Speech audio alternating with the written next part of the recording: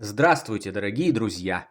Меня зовут Павел Иванов, я писатель, специалист по работе с горем и скорбью, исследователь жизни после смерти и потустороннего мира, автор книжного цикла «Жизнь после жизни есть, я знаю» и этого подкаста. В сегодняшнем выпуске я расскажу вам, как мои родные и любимые духи умерших в земном мире людей общаются со мною из потустороннего мира, доказывая, что жизнь после смерти есть, и мы еще обязательно встретимся. Приступим. Когда мой самый родной и близкий человек, уже знакомый постоянным зрителям наших каналов Даня, в 22 года вследствие стремительно развившейся онкологии сгорел буквально за 1,5 месяца и покинул физический мир, я впал в состояние глубокого шока, горя и отчаяния. К тому моменту я был абсолютным скептиком во всем, что касается духовного мира. Я не верил в жизнь после жизни, отрицал существование Творца, а все свидетельства потустороннего мира полагал обманом, галлюцинациями, хитрыми выдумками или мошенничеством. Я еще не знал, что на следующий день после своего перехода Даня, который всегда ставил благополучие родных людей выше своего, уже настойчиво толкал меня на путь, который изменил всю мою жизнь и мировоззрение. Я почувствовал огромный поток любви, исходящий как будто из ниоткуда, и услышал навязчивый внутренний голос, предлагавший изучить разные источники, описывающие доказательства существования жизни после жизни. Отправившись по этому пути, я стал свидетелем множества чудесных событий, о которых я во всех подробностях уже рассказал вам и расскажу еще позже на этом подкасте, и получил стопроцентную уверенность в том, что наши любимые, родные и близкие, покинувшие Землю, переживают смерть физического тела и попадают в совершенно другой мир, в котором продолжают свой жизненный путь. Я уже рассказал вам о том, что некоторое время спустя, после ухода Дани, начал повсюду видеть образы сердец.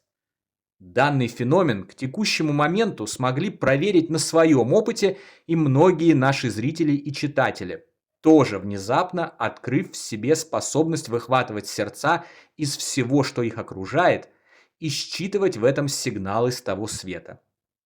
Это еще один канал, по которому мне было передано и продолжает передаваться послание о том, что у Дани все хорошо, он безмерно любит своих родных и ждет воссоединения с ними, когда для того придет час.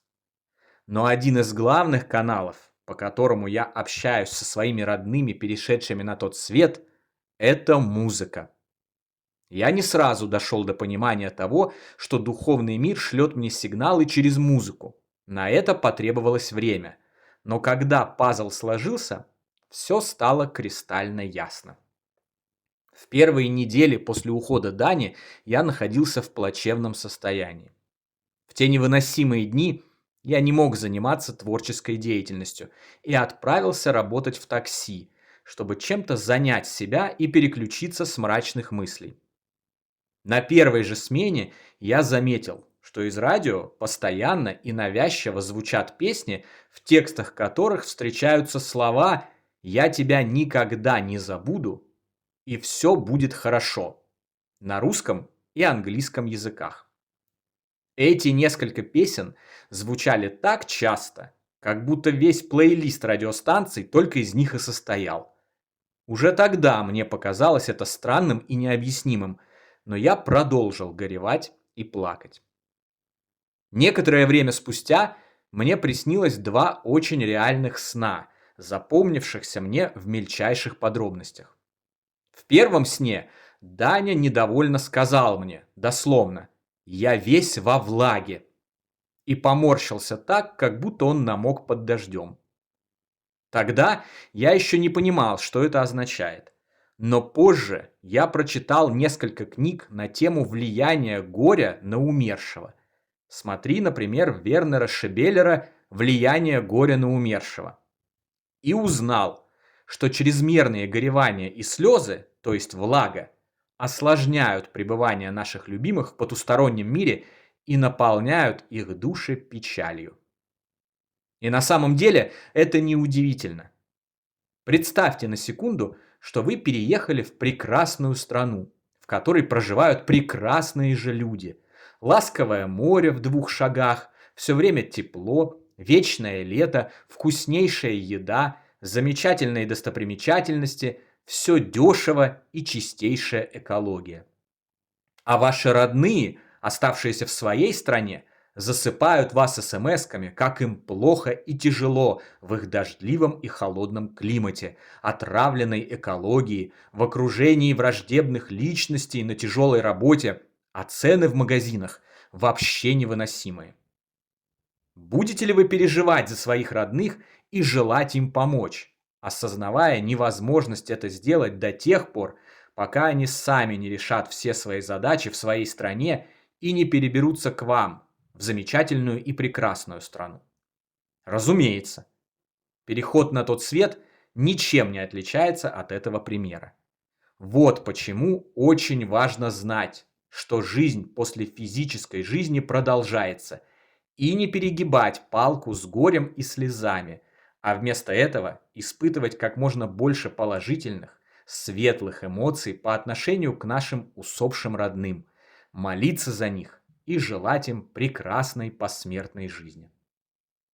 Второй сон был еще реалистичнее. Накануне я попросил Даню послать мне какие-нибудь сигналы о том, что у него все хорошо, и в шутку пожаловался, что, судя по разным мистическим историям, другим удается даже позвонить или отправить смс-ку с того света. Почему же он так не сделал, являясь молодым и продвинутым технически человеком? И вот ночью я уснул и увидел удивительный сон. Я лежал в своей же кровати, и это не казалось сном. Ощущение было, как будто все происходит наяву. Зазвонил мой мобильный телефон, я ответил, и на том конце провода услышал Даню. Он сказал, что у него все хорошо, и попросил прекратить переживать. Я сразу же спросил его, правильно ли я понял по остановившимся в день его ухода часам и сгоревшему домофону, что его душа прилетала, чтобы проведать меня. Он ответил «да». Затем из телефона зазвучала песня группы ABBA «Lay All Your Love on Me». Ее громкость менялась. Я спросил его, как он умудрился так сделать. И он ответил «светится, и я могу так делать». «Что? Светится?» – не понял я. А Даня, немного раздраженно, как он это всегда и делал в жизни, когда приходилось повторно кому-то объяснять очевидные вещи, сказал «ну да, светится». Позже из книги профессора Всеволода Михайловича Запорожца «Контуры мироздания», в которой экспериментально доказывается существование жизни после жизни, я узнал о таком понятии, как светимость, по которому усопшие обнаруживают нас, живущих, чтобы связаться с нами. Выглядит это как огонек на болотах в тумане или далекий свет единственного тусклого фонаря в деревне. По нему они узнают нас и, идя на свет, получают возможность пообщаться с нами или передать какое-либо послание. Пазл снова сложился. Вот что светится. Перевод текста песни, который Даня транслировал по телефону, гласил, что мне не нужно тратить себя попусту, а вместо этого просто отдать ему всю свою любовь. То есть перестать быть эгоистом и страдать исключительно и только о своих проблемах. После этого в моей голове уже начала складываться система, и я начал догадываться, что все это не просто так, а появляющаяся то и дело музыка действительно является важным посланием с того света. Прошло несколько недель. Я сидел дома, и на меня снова накатила волна горя. Не успели слезы по утрате потечь из моих глаз, как из радио зазвучала песня «It's All Right» группы East 17. В ней есть следующие слова. «Не будь таким печальным, ведь любовь на твоей стороне. Не будь таким печальным, ведь жизнь так коротка. Не будь таким печальным. Я сойду с ума, если ты будешь грустить. Все хорошо. Вот что я пытаюсь донести». Совпадение? Не думаю. Но дальше еще интереснее. Я выхожу из комнаты и сажусь завтракать. И вдруг замечаю, что передо мной лежит хлеб, который я обычно не покупаю, на упаковке которого написано «Все будет хорошо». Это лишь несколько примеров таких посланий, которые приходят иногда каждый день, иногда раз в неделю, но точно являются системой, которую невозможно не увидеть. Послания сконструированы и посылаются так и в таком объеме, чтобы даже самому закостенелому скептику или даже последнему дураку все стало ясно.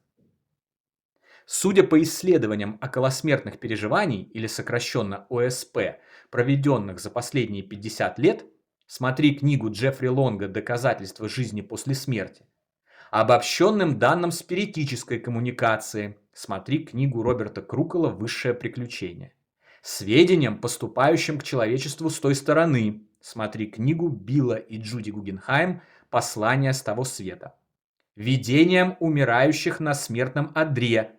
Музыка в посмертном мире играет особое значение. Музыка на том свете является чем-то вроде творческой энергии, влияющей на все живое. Возможно, она исходит от самого Бога, средоточия породившего все сущее источника.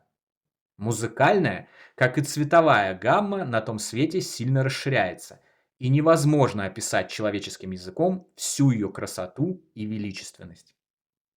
Поэтому неудивительно, что именно музыка выбирается нашими перешедшими в страну лета любимыми как способ общения с нами и инструмент передачи знаков, сигналов и посланий. Хотите еще примеров? Пожалуйста.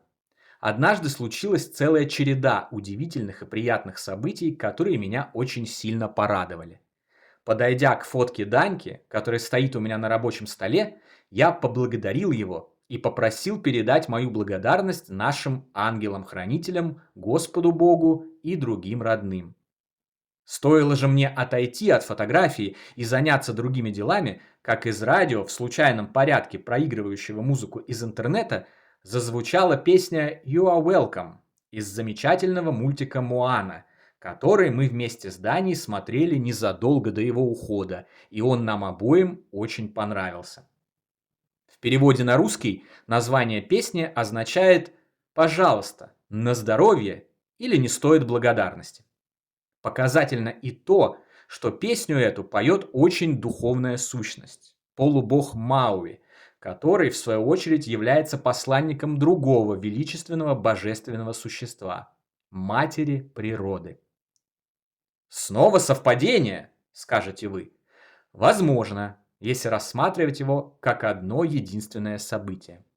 Если же такие совпадения происходят раз за разом, день за днем, месяц за месяцем, то они перестают быть совпадениями, а в силу определения становятся закономерностью. А закономерность, в свою очередь, означает, что за ней стоит непреложный факт. Жизнь после жизни есть. Наши родные, ушедшие, любимые и близкие переживают свои физические тела и ждут нас по ту сторону, продолжая окружать нас любовью и заботой. И я в это не верю. Я это точно знаю. На сегодня это все, дорогие друзья. Подписывайтесь на наш канал, ставьте лайк, поддерживайте нас донатом, приходите в наши каналы в мессенджерах, приобретайте наши книги цикла «Жизнь после жизни есть», «Я знаю» и «Онкология и душа». Все необходимые ссылки вы найдете в описании видео. Всего вам самого лучшего, волшебного и замечательного. До новой встречи. Всегда ваш Павел Иванов.